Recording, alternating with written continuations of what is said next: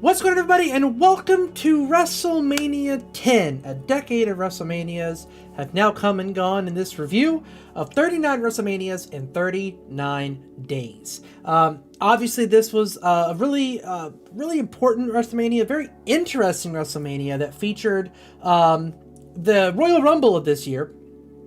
Featured the first ever double win. They both eliminated each other, I believe, and they both won. They drawed at the end. It was a scripted draw. So Lex Luger faced Yokozuna first, and the winner of that match would go on to face Bret Hart in the main event of the match for the title. Also, this is the first WrestleMania since I was born. This took place March 20th of 1994. I was born June 8th, 93. So, very important milestone for me. This is the first WrestleMania that baby me probably saw. I don't remember, but my dad used to love watching wrestling, so my dad would probably have watched this. I just don't have any memory of it because I was a baby. But we're going to get right to the reviews here. That was really the only special thing about this match. Obviously, you had a bunch of photographers around the ring, which I think we'll get to. I think this is the match where they fucked something up. It was either this one or WrestleMania 11. Don't remember which one, but one of them, all the people around the match all kind of fucked it up. But we'll get to that in a second.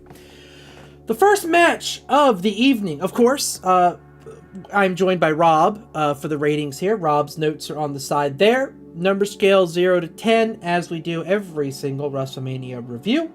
Rob's are in letter grades. A is a 10 through 9, B is an 8 through 7, C is a 6 through 4, D is a 3 or a 2, and an F is a 0 or a 1.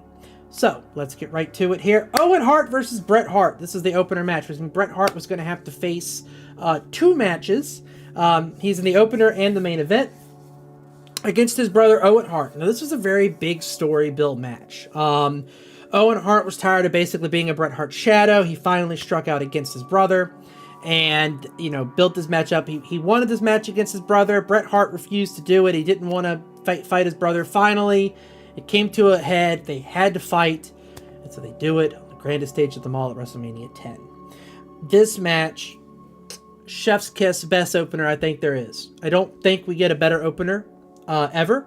Obviously, maybe there might be a better opener later on, but as of right now, there's 17 WrestleManias that I've watched. I don't think we get a better opener than this. I really don't. Maybe I'm missing one or something, but I don't think we get a better opener than this, mostly because I gave this match a 10 out of 10. This match is absolutely phenomenal. Rob gave it an A. Didn't differentiate between an A or an A+, but if I gave it a 10, the worst it's going to do is average out to a 19, which is going to be a 9.5 anyway, so it's going to be a 10 no matter what. But this match was amazing. Absolutely phenomenal back and forth. Gave them plenty of time. A technical wrestling masterpiece, which you would expect from two Harts who trained together. The chemistry was off the charts. Nothing super over the top, nothing flashy, but that was never the Hart style. And they still made it entertaining. They still made it interesting. They really put their heart into this match. I was afraid that Owen Hart was putting too much into this match because he had a match in the main event. It ended with a roll-up. Owen Hart rolled him up and pinned him, so it was a huge win for Owen Hart. Beat his brother. He possibly fucked up his chances to be a champion. He might have cost his brother. His brother's momentum is in the toilet. He lost the opener. He has a match against whoever holds the title between Yokozuna and Lex Luger later on. And he has to deal with the fact that he lost to his brother. The story wrote itself. It was beautiful how they both portrayed it. Excellent fighting, excellent story, excellent everything. Just beyond perfect. Also, I think the number one thing, excellent limb work. Owen Hart worked Bret Hart's legs. That comes back into fruition at the end. He's still selling that leg injury when he fights Yokozuna, which is just an outstanding testament to how great Bret Hart was as a wrestler. So, absolutely just amazing. 10 out of 10.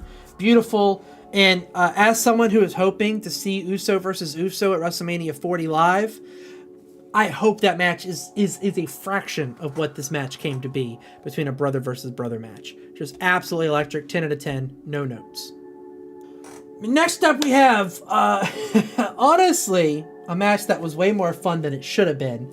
We have Doink and Dink versus Bam Bam Bigelow and Luna Vachon in a mixed tag match. When Dink the little clown is in, Luna Vachon has to be in. When Bam Bam is in, Doink has to be in. Bam Bam and Luna won, as you would expect. It was certainly a match of all time. It was a fun little gimmick match. Normally I'm not huge on these, but this one was a lot of fun. It was a very comedic tone changer from the very serious tone that the first match was.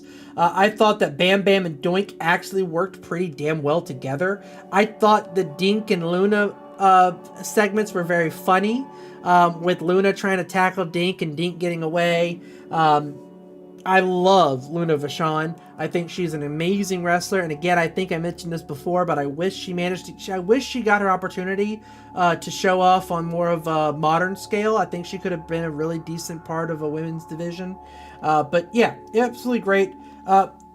This match overall was a gimmick match. It was a good gimmick match, but comical, did its job, far from good, far from bad, which is a pretty common denominator I usually say for a lot of these. I'm going to say it's a solid straight middle 5 out of 10 C, mostly because it was won by cheap moves of some kind. It was good heel tactics on someone who was, I always considered a heel in Doink, but apparently he was a face in this time period. But yeah, great moves, great ending. I gave it a mid C. Rob gave it a B, 7 out of 10. I'm fine with that. It'll move it up to a 6. I'm completely okay with this match getting moved up to a 6. So there, a 6 out of 10 for Doink and Dink and Bam Bam Bigelow and Luna Vachon. So far, WrestleMania 10 off to a banger. Let's see if it continues.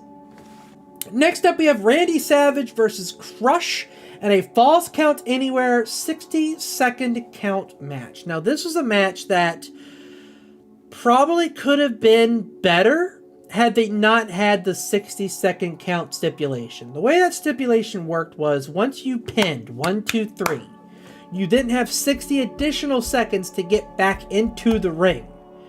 And it slowed the match down way more than it should have.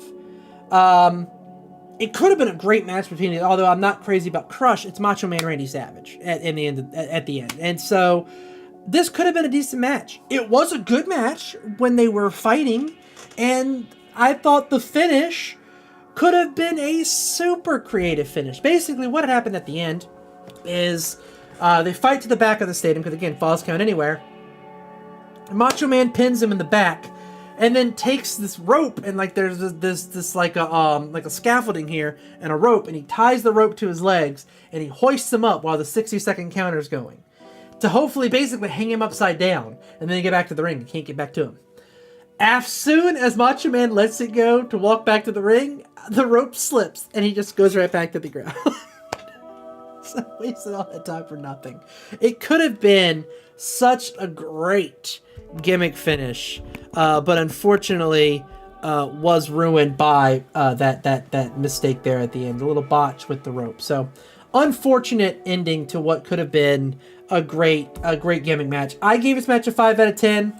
It hurts giving Randy such a low nut rating, but it's not his fault. The stipulation just made this match way too drawn out. Whenever it would get going, it would get boring.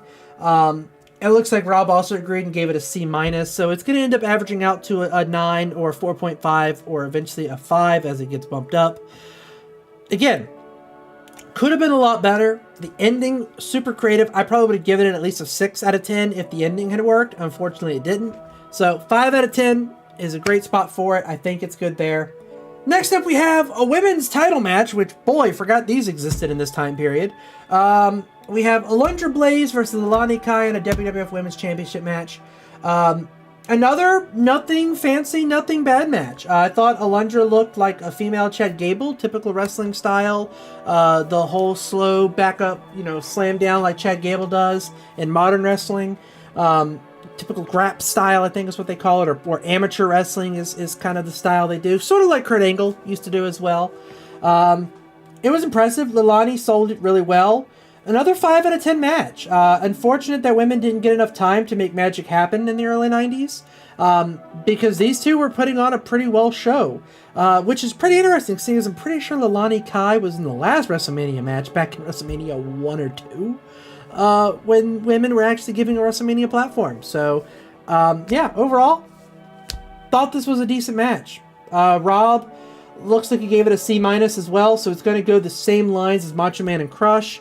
That 4.5 bump up to a 5 segment. Now, again, I mentioned this previously, no one's commented yet about how I'm open to doing 0.5s on here, but I also feel like that would get a little bit chaotic, so I think it's best to keep it where it is right now. If it's a 4.5, we slant in the middle, we just bump it up a little bit, just to, you know, play it fair to a degree. But yeah, 5 out of 10. I think that's a good spot for it.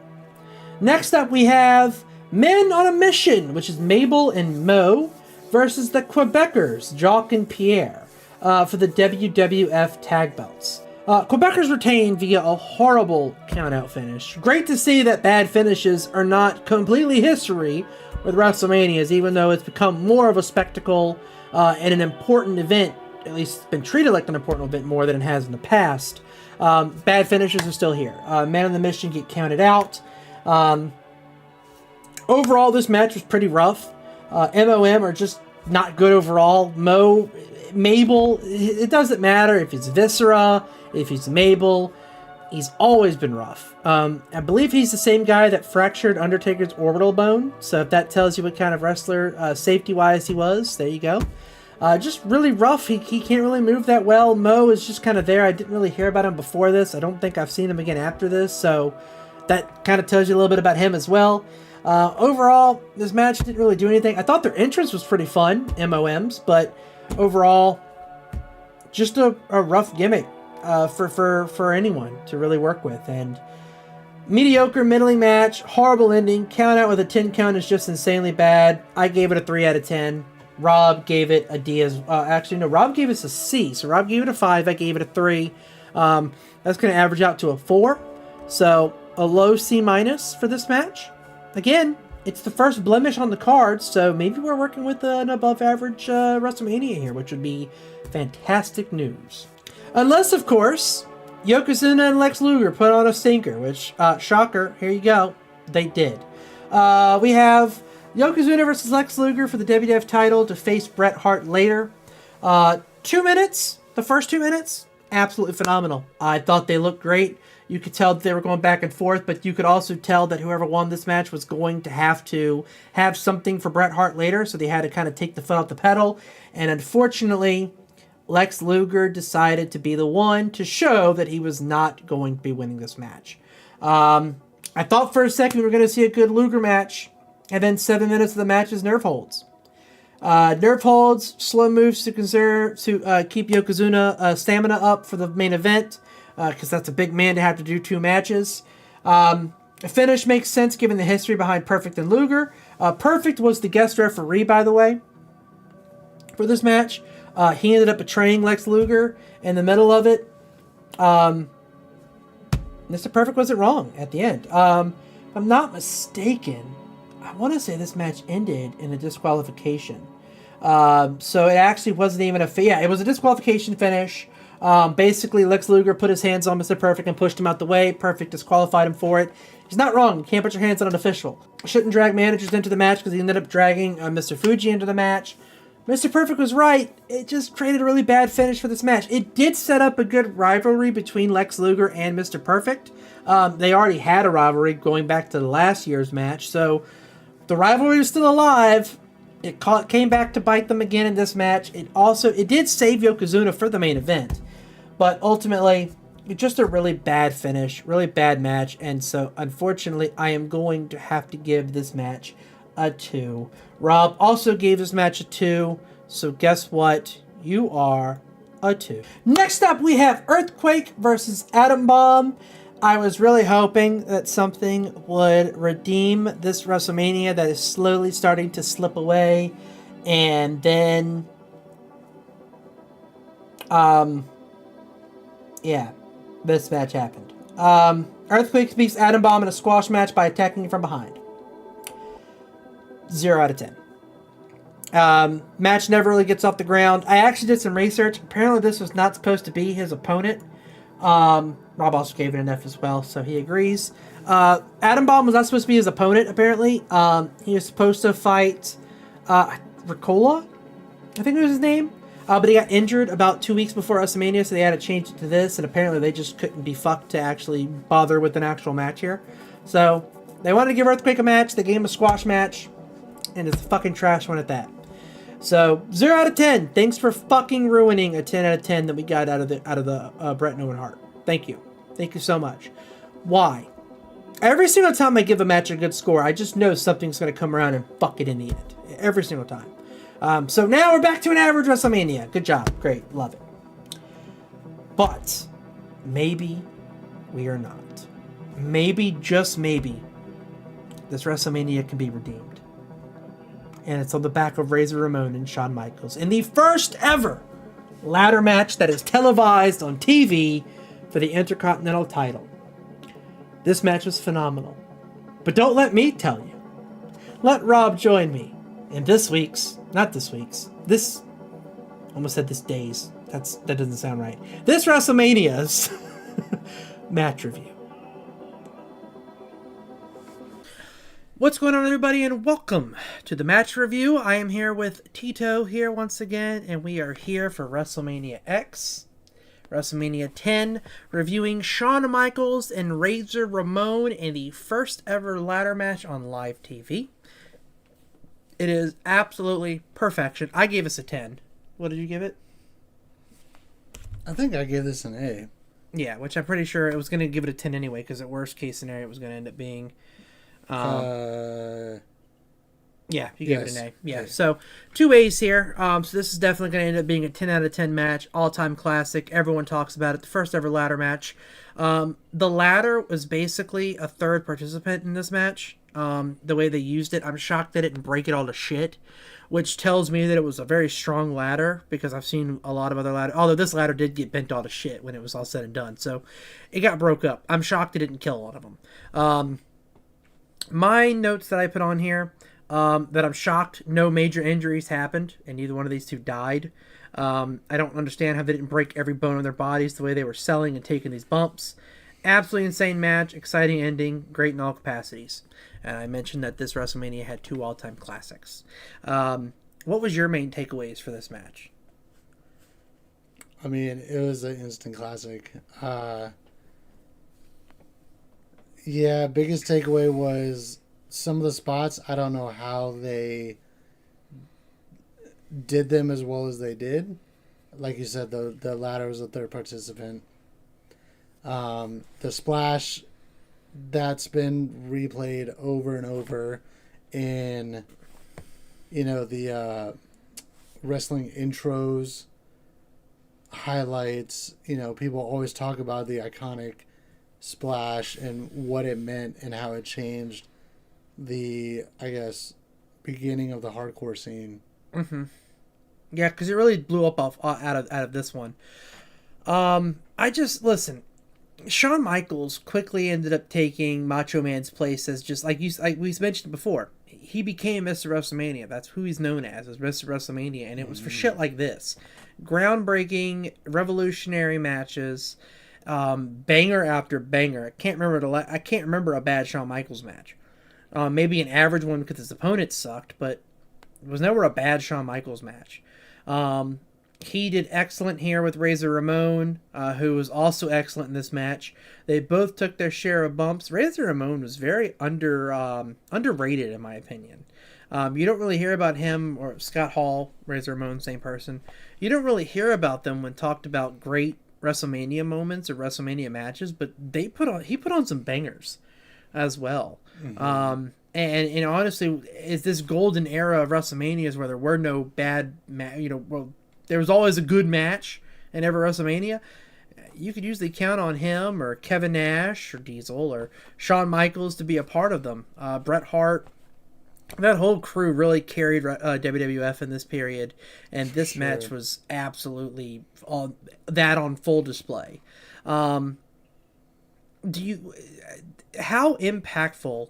Because obviously ladder matches are just commonplace now, but I would have loved to have been watching wrestling at this time and just going, a ladder match? A ladder match is going to cause all this? Do you think this is arguably one of the most impactful matches in WrestleMania history? Is that a fair thing to say? Just because of how utilized ladders are, this is the very first one. If this one doesn't go well, we probably don't have 90% of the big matches. I mean, Money in the Bank is an annual thing. We don't even have that if this match doesn't go well. Do you think that the two of them knew that at this time, like what they were doing here? I thought they've had ladder matches, but they just weren't televised. Never. This is the first televised one, and Okay. but still, this match still had to go on well, because back in the day, there wasn't a pay-per-view every month. I don't think Monday Night Raw had started it was here just yet. the Big Four and then the In Your House stuff. Yeah. So this had to go over. Oh yeah. And I think it was extremely important for everything after this point. I mean, we don't get arguably the best match of all time, TLC WrestleMania 17, without this match going over well. Spoiler alert. Spoiler alert. We talk about that one. But just this is one of those, like I said earlier, with who did I say? The Steiner brothers, or the Hart Foundation and the Rockers could walk as a tag team, so the Steiner brothers could run, and like Legion of Doom could run. I feel like this is the same equivalent for ladder matches, even just TLCs in general. I agree. I completely agree. Yeah, honestly, as a big guy for Razor Ramon, he did very well in this. Like, Razor Ramon is, I think, 6'7", right? You look at The Undertaker, he's like 6'7". If you look at, I don't know, Gunther, he's 6'6", 6'7", right? But for some reason, Scott Hall just looks so much agile, bigger than them. Yeah, and he's so much more agile. I mean, granted, he didn't really have the best hops when it came to his drop kick, for sure. No. But he definitely knew how to utilize his size more or less in like a safe manner, if you don't count the Razor's Edge. Absolutely. Yeah, I don't really know how much more else we could say about this match. It was absolutely perfection. If you haven't seen it, you need to see it. 110% recommend it. And I really think that's all there is to it. This is a perfect match. Absolutely. All-time classic. Facts. Just facts. Go see it now. Watch it. That's all I have for you guys. Anything you want to add? I mean, if you're not down with that, we got 2 words for you. Not yet. The X hasn't started yet. The X is there. But the D has not joined. They haven't gotten the D yet. Anyway, back to me. You can see me fighting that one. Thank you guys for checking that out. Thank you, Rob, for giving me your feedback and advice on that match. We both agree this match was an absolute banger. I gave us a 10 out of 10. Like I said then, I'm shocked they didn't break every bone in their body. This WrestleMania gave us 2 all-time classics, and we are starting to get to the point where every WrestleMania seems to have those iconic moments.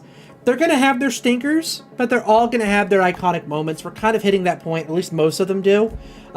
This one gave us 2 all-time classics between the Hart brothers and this match right here. Absolutely phenomenal matches. Absolutely amazing. Loved every moment of them. And just maybe, we might be sitting on a WrestleMania that touches that 6 average. I don't think it'll happen because the 2 and the 4 here are going to end up hurting it. And I don't know if the 2 10s are going to make up for it. But we do still have a main event. Let's see what happens there. Oh, fuck, it's Yokozuna. Never mind, not going to happen. The main event here is Bret Hart versus Yokozuna. Bret Hart trying to get revenge for last year after Yokozuna won the extremely abysmally boring first match with Lex Luger. And yeah, that's pretty much it. This match, you could tell Yokozuna was gassed for half of it. You could tell Bret Hart was trying to sell that leg injury to a point where it made it so he wasn't able to exert his full offense. Again, it made sense for the storyline of the match. Did not make for an entertaining WrestleMania match. Did not make for an interesting main event. I will say, Bret Hart winning was absolutely a beautiful sight to see, especially given how I was screwed over in the previous WrestleMania. Just a really rough, slow match. A few good spots, awkward finish with Yokozuna, just kind of falling off the ropes, which was really weird. He didn't miss the bonsai, he just fell off the ropes. It looked fake. It looked botched. Not fake, it looked botched. But I don't think it was. It was a scripted segment of him to fall off the ropes, and then he pinned him. It could have been better. Poor finish, poor match in general. You could tell they were both gassed. Overall, I gave it a 4 out of 10. The slow pace made sense, but it, again, didn't make for an entertaining bout. I gave it a 4 out of 10. Rob gave it an opposite. He gave it a 6 out of 10, so it's going to end up averaging out to a 5. I'm fine with that. You know, again, because of the story that they told and what had happened previously, everything made sense. I don't think it was slow for slow's sake, but that's where it's at. I will say, the scene with Bret Hart winning, all the faces coming down, lifting him up, celebrating him, finally overcoming. It was a great WrestleMania moment. Owen Hart standing there just in absolute, utter shock that his brother won after everything he did to him. He still came out on top. A great closing shot for this WrestleMania, and I really enjoyed it.